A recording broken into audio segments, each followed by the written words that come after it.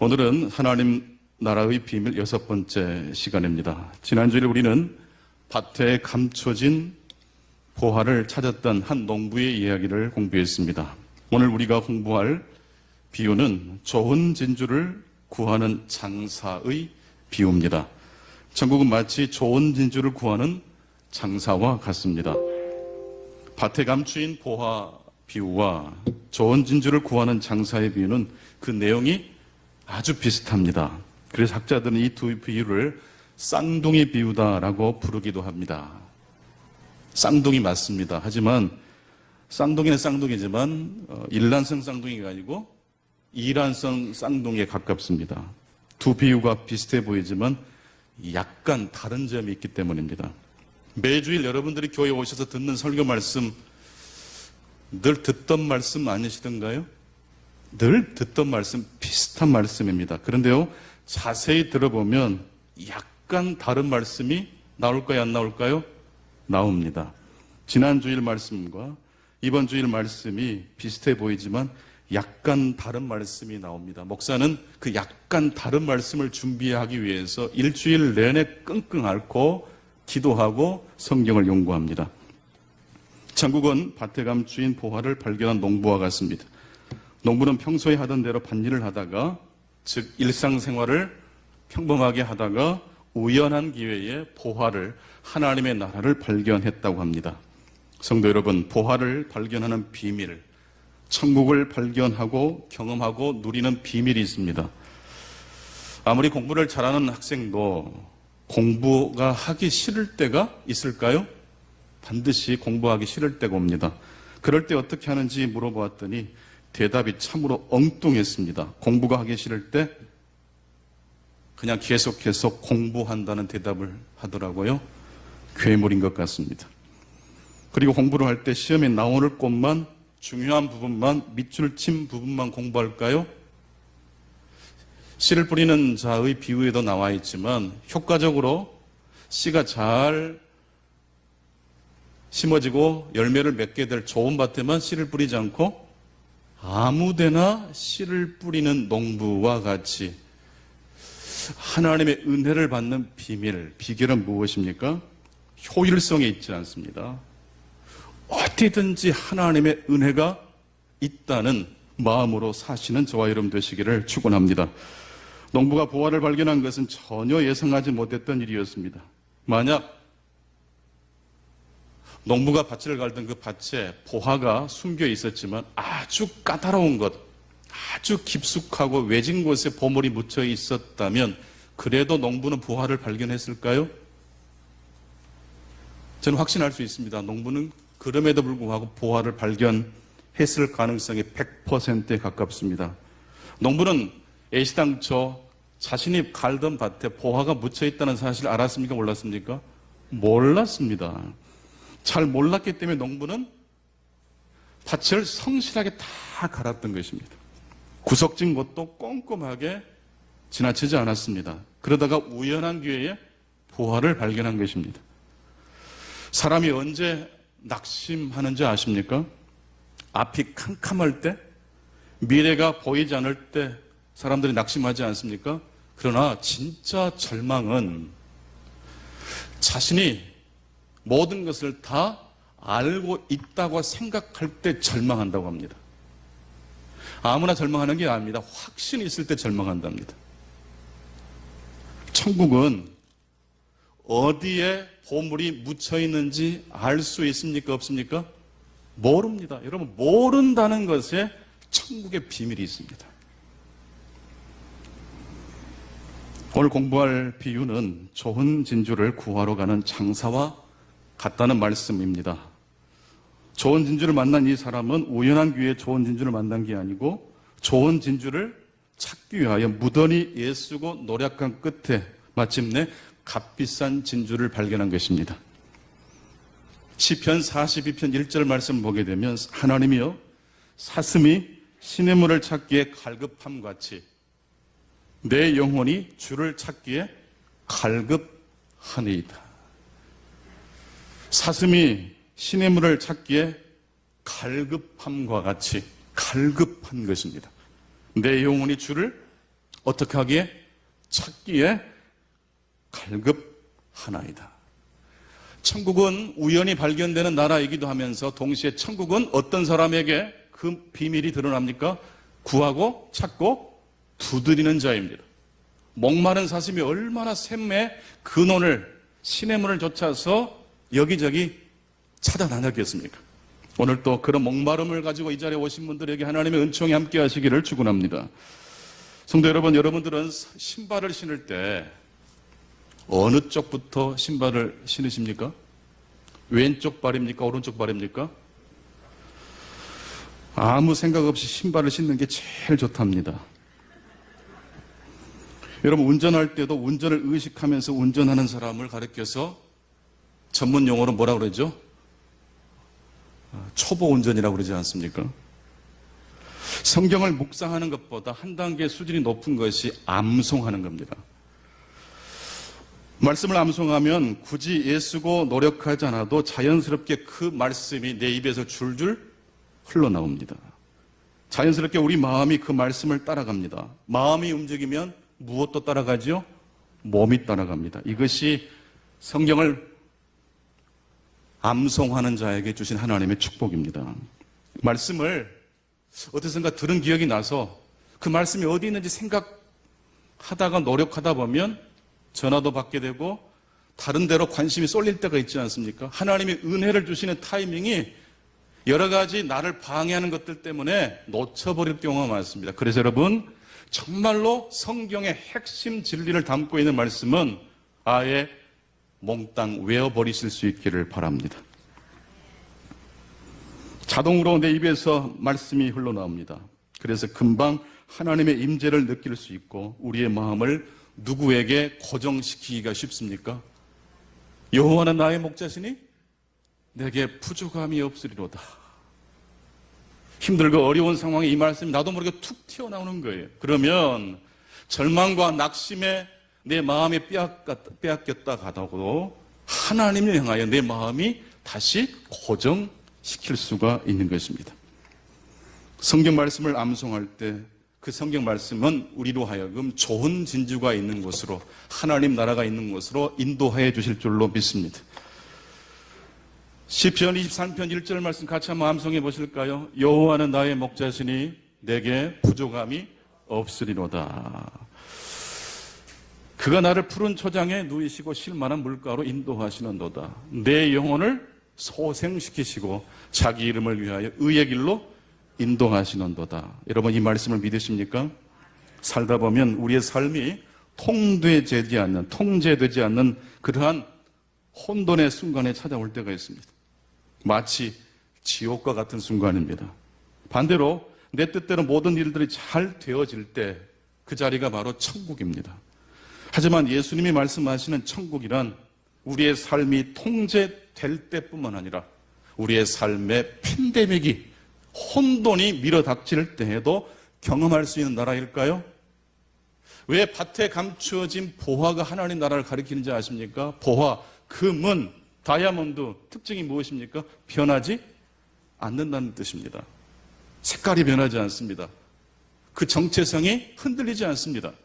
어떠한 경우라도 하나님의 나라는 경험될 수 있는 나라라는 말씀입니다. 그래서 팀 켈러 목사는 평강이란 단심이 근심이 없는 상태가 아니라 하나님의 임재를 느낄 수 있는 상태라고 말씀합니다. 인생이 망가진 사람에게도 하나님은 말씀의 씨앗을, 은혜의 씨앗을 뿌려주실 수 있습니까? 있습니다. 엉망진창의 인생도 하나님의 임재가 있다면 그 자리에 평강이 있을 줄로 믿습니다. 아무리 근심 걱정이 없어 보이는 사람일지라도 자신의 나라를 경영하는 하나님 나라로 인생을 바꾸지 않는 사람에게는 늘 불안이 쫓아다니는 것입니다.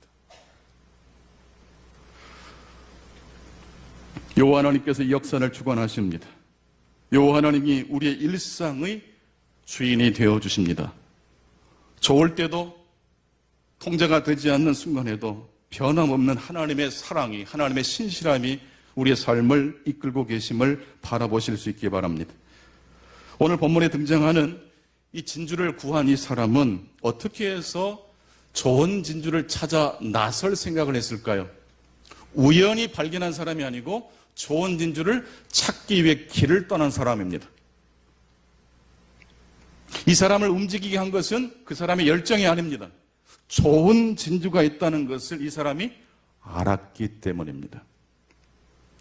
그러니까 이 사람을 움직인 것은 좋은 진주가 있다는 지식, 사실 때문이었습니다. 성도 여러분, 하나님은 계십니다. 하나님은 실제하십니다. 하나님의 나라는 이미 이 땅에 임한 나라입니다. 보이지 않는 하나님의 힘이 이 보이는 세계를 움직이고 있다고 로마서 1장 20절 말씀이 말씀하고 있습니다. 고로 신앙생활의 핵심은 하나님에 대한 지식입니다. 호세아 4장 6절을 보게 되면 내 백성이 지식이 없으므로 망하는도다라고 말씀합니다. 지식입니다. 하나님에 대한 지식입니다. 좋은 진주에 대한 지식. 이 지식이 우리의 삶을 천국으로 이끌 수도 있고 반대로 이 세상으로 우리를 이끌 수 있습니다. 로마서 10장 2절에 보게 되면 이스라엘 백성들이 하나님께 열심은 있었으나 하나님에 대한 올바른 무엇이 없었습니까? 지식이 없었습니다. 요한복음 17장 3절에 보게 되면 구원에 대하여, 영생에 대하여 가장 정확하게 설명하는 구절이 등장합니다. 영생은 곧 유일하신 참 하나님과 그가 보내신 자 예수 그리스도를 아는 것입니다. 아는 것입니다. 여호와를 나의 목자로 고백한 사람은 사망의 음침한 골짜기로 다닐지라도 해를 두려워하지 않습니다. 통제불능의 상황일지라도 고난이 닥쳐올지라도 실패와 좌절이 닥쳐온다 할지라도 하나님의 나라, 하나님의 통치가 언제나 변함없다는 사실을 신뢰하기 때문입니다.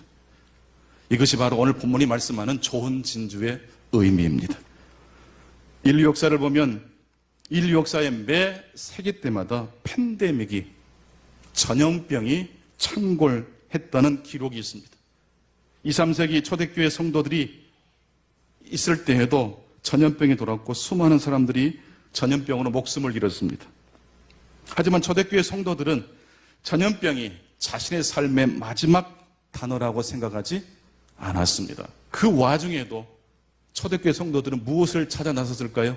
좋은 진주가 무엇인지, 이 혼돈의 상황에도 하나님이 기뻐하시는 것이 무엇인지를 찾아 나섰습니다. 그러다가 이방 신전에서 자신들이 믿는 신의 이름을 부르면서 사제는, 귀족들은 다 공기 좋은 산으로 도망치고 없고 이방 신전은 텅텅 비어 있습니다. 누구 한 사람 그들의 손을 잡아줄 수 있는 사람이 없습니다. 이때 우리 그리스도인들이 이방 신전에 들어가 그들의 손을 잡아주었습니다. 바로 그 자리에 하나님의 나라, 하나님의 임재가 임한다는 것을 보았기 때문입니다. 그래서 기독교인들이 전염병에 걸리지 않았을까요? 아닙니다. 전염병에 같이 걸려서 같이 죽어갔습니다. 그런데 그 모습을 보고 세상 사람들이, 기독교를 인정하지 않았던 견고한 불신앙의 사람들이 그 모습을 보고 충격을 받고 저들은 대체 누구입니까? 그렇게 해서 기독교가 로마 제국에 급속도로 전파될 수 있었습니다. 성도 여러분, 좋은 진주가 있다고 말씀하고 계십니다. 그 좋은 진주를 찾아 오늘 또 길을 나서는 저와 여러분 되실 수 있기를 바랍니다. 사무엘하 24장 1절로 25절에 보게 되면 다윗 왕이 인구 조사를 한 이야기가 나옵니다. 이스라엘 백성들의 인구를 조사한 이야기가 대수롭지 않은 일 같아 보이지만 그것은 하나님을 향한 반역 행위였습니다. 다윗이 인구 조사를 한 목적은 세금을 걷어들일 수 있는 인원을 체크하는 것이었고 동시에 군대에 동원할 수 있는 인원수를 체크하는 것이었습니다. 다윗은 하나님의 통치보다 사람의 힘을 의지하기 시작했습니다. 다윗이 인구 조사를 하도록 부추겼던 것은 하나님에 대한 말씀이 아니고 이방 나라의 문화 때문이었습니다. 주변 나라 왕국들이 다 인구 조사를 했기 때문에 그 세상의 세속의 흐름에 영향을 받은 것입니다. 뒤늦게 다윗은 자신의 한 행동이 하나님 앞에 큰 범죄를 저지른 것임을 깨닫고 회개를 합니다. 성경은 하나님과의 언약 관계를 맺은 백성이 하나님의 말씀을 어길 때 그냥 지나치지 않고 하나님의 저주가 임한다는 말씀을 합니다. 조금 단어가 세죠. 하나님의 저주. 근데 그냥 저주가 아니고 하나님의 삼중 저주입니다. 레위기 26장 25절로 26절, 신명기 18장 21절로 34절에 보게 되면 하나님의 언약 백성이 하나님의 언약 관계를 깼을 때 하나님의 신실하심을 부정하고 자신의 뜻대로 욕망대로 살아갔을 때 하나님이 세 가지 징계를 내리십니다. 바로 그것이 기근과 전쟁과 전염병이었습니다. 높은 곳에서 잘못 다리를 헛디디면 다리가 부러질 수도 있습니다. 중력의 법칙을 어기면 다칩니다. 마찬가지로 하나님의 통치에 하나님의 다스림에 불순종했을 때 역시 하나님의 재앙이 임합니다. 하지만 하나님의 삼중 재앙은 하나님의 통치를 의미합니다. 전쟁, 기근, 전염병이 상징하는 것은 혼돈과 팬데믹이 아닙니다. 그것은 곧 하나님의 나라입니다. 하나님의 통치입니다. 하나님의 징계 중에 가장 무서운 징계가 로마서 1장 24절에는 벌을 내리지 않고 징계하지 않고 가만히 내버려 두는 것이라고 그랬습니다. 여러분, 하나님의 내버려 두는 자리, 그 자리가 무엇이 될까요? 지옥입니다. 사망의 음침한 골짜기로 다닐지라도 주께서 우리와 함께 하시면 그 자리가 무엇이 될까요? 천국이 될 줄로 믿습니다. 내 몸이 아프고 마음이 속상한 가운데 있을지라도 여호와 하나님을 내가 부르고 앙망하면 그 자리가 하나님의 임재가 있는 자리, 하나님의 복이 임하는 자리가 될 줄로 믿습니다. 하나님은 범죄한 다윗에게 세 가지 재앙 중 하나를 선택하라고 말씀하십니다. 다윗은 무서운 벌을 받아야 됐을 뿐만 아니라 자신이 받아야 할 벌을 선택하는 막중한 책임까지 지게 됩니다. 다윗은 깊이 고민을 합니다. 생각합니다. 이번에는 좋은 진주가 무엇인지를, 하나님의 뜻이 무엇인지를 깊이 생각하면서 결정과 선택을 합니다. 하나님의 징계 중에 전쟁도 있고 전염병도 있고 기근도 있습니다. 다윗이 선택한 것은 전염병이었습니다. 이 전염병은 딱 사흘 동안 이스라엘 백성들에게 들이닥칠 것이라는 이야기를 하나님 말씀하셨습니다. 기근은 7년입니다. 전쟁은 석 달입니다. 대충 감이 오시죠? 왜 다윗이 전염병을 선택했을지? 너무 짧잖아요. 사흘이면 금방 넉넉하게 이길 수 있을 것이라고 생각할 수 있지 않겠습니까? 전혀 반대입니다. 왜 다윗이 전염병을 선택했을까요? 전염병을 선택한 이유는 그 전염병이 누구의 손으로부터 오는 것이었기 때문일까요? 하나님의 손으로부터 오는 것이라는 걸 알았기 때문입니다. 전쟁은요, 기근은요, 여러분 기근이 7년 동안 벌어지면 다 굶어 죽을까요? 가장 고통을 겪는 사람은 누구일까요? 힘없고 약한 사람이 아마 가장 큰 고통을 겪을 것이고, 능력 있는 사람들은 그 와중에도 다 자기 살 길을 찾아낼 것입니다. 다윗은 원래 왕이 되기 전에 전쟁에서 전쟁을 했던 장수 아닙니까? 전쟁의 피해가 얼마나 참혹하다는 것을 그 누구보다 잘 알았기 때문에 다윗은 전쟁도 아니고 기근도 아니고 하나님이 직접 일으키시는 무엇을 선택한 겁니까? 전염병. 전염병이 그렇게 임할 때 다윗은 좋은 진주를 적극적으로 찾아 나선 장사하는 그 사람처럼 적극적으로 하나님께 매달리고자 했던 것입니다. 왜냐하면 다윗에게 있어서 여호와 하나님은 어떤 분이셨기 때문일까요? 사무엘하 7장 15절을 쉬운 말씀으로 한번 읽어보겠습니다. 그러나 일찍이 사울에게서 내 자애를 거둔 것 같이 각과는 달리 그에게서는 다윗에게는 내 자애를 거두지 않겠다. 여기서 자애가 바로 하나님의 자비, 헤세드입니다. 하나님의 한결같은 사랑입니다. 전염병이 들이닥쳐도 하나님의 전염병을 통해서 이스라엘 백성들을 징계할 동안에도 하나님은 한결같은 사랑이 있으신 분이라는 것을 믿었기 때문에 인간들에 의해서 고통을 겪는 것보다 차라리 누구의 손에, 하나님의 손에 징계받는 것을 선택했던 것입니다. 그리고 사무엘하 24장 14절에 보게 되면 다윗이 이렇게 말합니다. 다윗이 갓에게 이르되 내가 고통 중에 있도다. 청하건대 여호와께서는 긍휼이 크시니, 여기서 말하는 긍휼이라는 단어가 바로 자궁이라는 단어와 연결됩니다. 우리가 여호와의 손에 빠지고 내가 사람의 손에 빠지지 않기를 원하노라. 내가 누구의 손에 빠지기를 원한다고 다윗이 말합니까? 여호와의 손입니다. 사람의 손에 의해서 우리의 운명이 결정되는 게 아니고 하나님의 징계, 하나님으로부터 직접 오는 이 전염병이 차라리 더 좋겠다는 판단을 한 것입니다. 다윗은 최악의 순간에 하나님의 긍휼과 자비라는 하나님의 약속을 붙들고 있습니다. 성도 여러분, 여러분의 삶에 고통이 찾아왔을 때 신실하신 하나님, 한결같이 변함이 없으신 긍휼이 많으신 하나님을 부르실 수 있기를 축복합니다. 다윗이 하나님께, 이스라엘 백성들이 하나님께 받은 이 징벌 이야기의 마지막은 사실 전염병이 아니고 하나님의 응답으로 이 이야기가 마무리됩니다. 다윗이 하나님께 제단을 쌓기 위해 아라우나 타작 마닥을 사고 거기에서 하나님께 제물을 드리며 기도를 드리고 있을 때 하나님은 다윗의 기도에 응답해 주시는 것으로, 전염병을 물리쳐 주시는 것으로 그 이야기가 마무리되고 있습니다.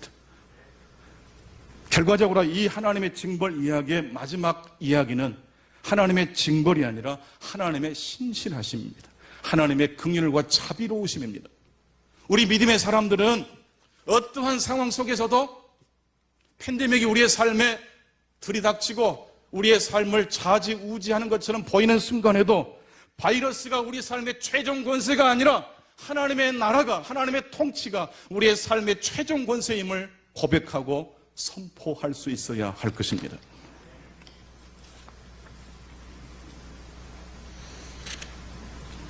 사진을 한 2장 정도 보겠는데요. 먼저 사진을 좀 보여주십시오. 그 다음에 것. 익히 아시는 분은 아시겠습니다. 가운데 계신 목사님이 바로 김동호 목사님이시고, 그 옆에 계신 분이 사모님이시고, 양쪽 끝부분에 자리한 분들이 바로 젊은 부부입니다. 첫 아이를, 10개월 된 아이를 잃고 낙심한 가운데 있는 이야기를 김동호 목사님 듣고 서울에서 대구까지 KTX를 타고 위로 신방을 하러 가셨습니다. 그 다음 사진을 보시면 도착하자마자 목사님은 인간의 말로 사람을 위로한다는 것이 불가능하다는 걸 아시고 바로 준비된 말씀을 꺼내서 예배를 드리셨습니다. 요한복음 14장 1절 이하의 말씀, 너희는 마음에 근심하지 말라. 하나님을 믿으니 또 나를 믿으라. 내가 너희의 거할 처소를 예비하러 가노라 라는 말씀입니다. 하나님은 자녀를 잃은 그 부모에게 슬퍼하지 말라고 하셨습니까? 근심하지 말라고 하셨습니까? 그럼 자식을 잃은 부모가 어찌 슬퍼하지 않을 수 있겠습니까? 평생 이 슬픔이 지워질까요? 도저히 불가능합니다. 근데 하나님은 우리에게 말씀하십니다. 근심하지 말아라. 이 아이가 부재한 것 때문에 슬퍼할 수 있으나 이 아이는 지금 어디에 있습니까? 하나님의 나라가 있습니다. 그래서 슬퍼하되 근심하지 않습니다. 세상의 가장 큰 위기와 문제는요, 슬픔이 들이닥친 것이 아니라 근심하게 될 때 우리의 삶에 위기가 옵니다. 우리의 삶의 마지막 단어는 죽음이 아닙니다. 팬데믹이 아닙니다. 전염병이 아닙니다. 뭘까요? 하나님의 나라입니다. 하나님의 임재입니다. 바로 이것이 성경의 스토리입니다. 그리고 이것은 다윗이 이미 경험했고 고백했던 스토리고, 슬픔 중에 있는 이 두 젊은 부부에게 하나님이 주신 위로의 메시지였습니다. 성도 여러분, 시편 23편의 마지막 단어, 마지막 말씀이 무엇입니까? 내 평생의 선하심과 인자하심이 반드시 나를 따르리니 내가 여호와의 집에 영원히 살리로다. 기도하겠습니다. 존귀하신 하나님, 신실하신 하나님, 우리의 삶을 영원토록 보호하시고 인도하고 계신 아버지 하나님 감사합니다. 우리의 눈에 보이는 현실은 괴롭고 우리의 삶에 고통과 고독이 밀려오지만 그런 와중에도 다윗이 그랬던 것처럼 앞서간 모든 믿음의 신실한 성도들이 그랬던 것처럼 보다 더 적극적으로 좋은 진주를 찾아 나서게 도와주시옵소서. 하나님을 찾아 나서게 도와주시옵소서. 우리와 함께 하신 하나님, 우리와 동행하시는 하나님, 신실하신 하나님을 부르며 우리의 삶을 통하여 하나님께 영광을 돌려낼 수 있는 우리 삶이 될 수 있도록 도와주시옵소서. 예수 그리스도 이름으로 기도하옵나이다. 아멘.